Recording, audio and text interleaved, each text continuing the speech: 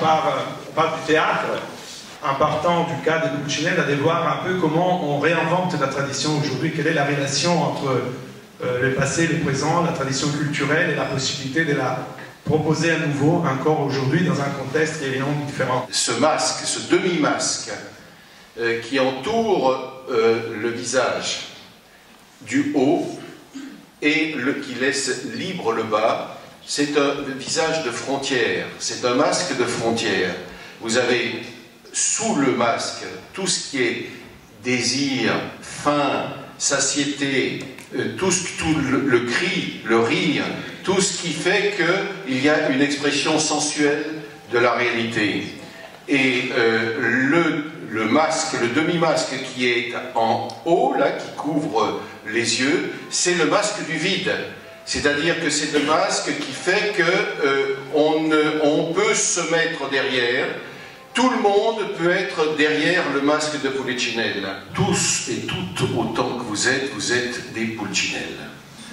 Il est impossible de ne pas vivre, de vivre, il est impossible de vivre sans être Pulcinella.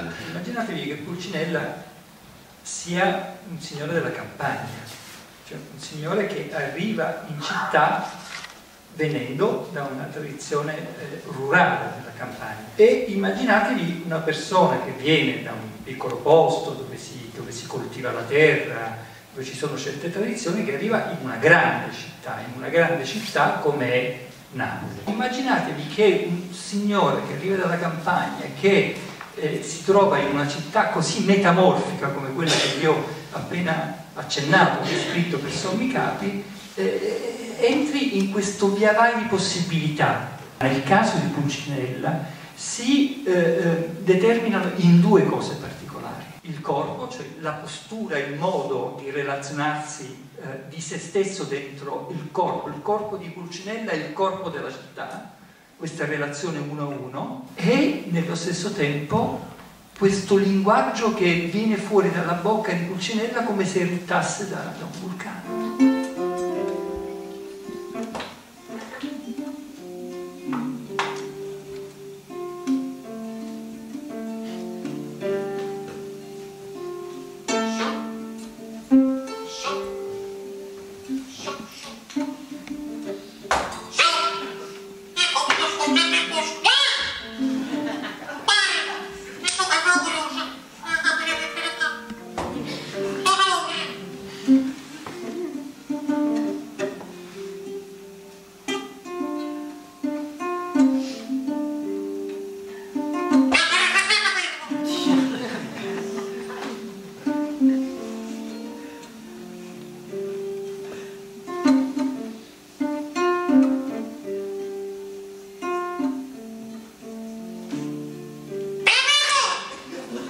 Perché quando Pulcinella non dice niente ci sembra esilarante?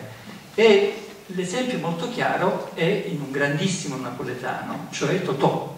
Comment aujourd'hui on peut réinventer les langages de Pulcinella? Non, de toute façon, Pulcinella est actuel, donc il se sert des gestes et des morceaux de vocables actuels. Benedetto Croce, c'est une des choses les plus intelligentes qu'il ait jamais dit. C'est que Pulcinella ne se définit pas. Et ça, il l'a écrit en 1898, l'année de l'affaire Dreyfus, pour situer un petit peu les temps. Hein. Et je trouve que rien que ça vaut toute sa philosophie. Est-ce qu'aujourd'hui, cette fracture entre culture d'élite et culture populaire, on aura l'impression que c'est un peu dépassé, parce qu'une grande partie des manifestations de la culture napolitaine d'aujourd'hui, on l'a vu ici à l'Institut, c'est sans arrêt un mélange entre la tradition populaire et, je dirais, une sorte de culture d'avant-garde. Sapete, una delle cose, le prime cose di cui si fa esperienza se si ha relazione con Napoli, è che Napoli è un luogo asincrono, non batte mai il tempo del presente. Se uno pensa e vede e attraversa Napoli in orizzontale gli sembra una piccola città, ma se la attraversa, la vive in verticale e una città vertiginosamente infinita. È un po' difficile stabilire le relazioni tra alto e basso. È vero che la città è anche urbanisticamente fratturata. L'universo è grande, che la Terra dove pensa di oceano pure, è una piccola cosa. Ma sapete che hanno scoperto i scienziati? Lo sapete il professor Conate Couvert? Che ha un force, che muove tutte le astre, tutte le stelle, tutte le étoiles, tutti i pianeti.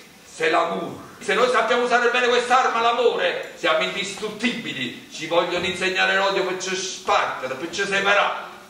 Ma noi teniamo una forza che non la ferma nessuno.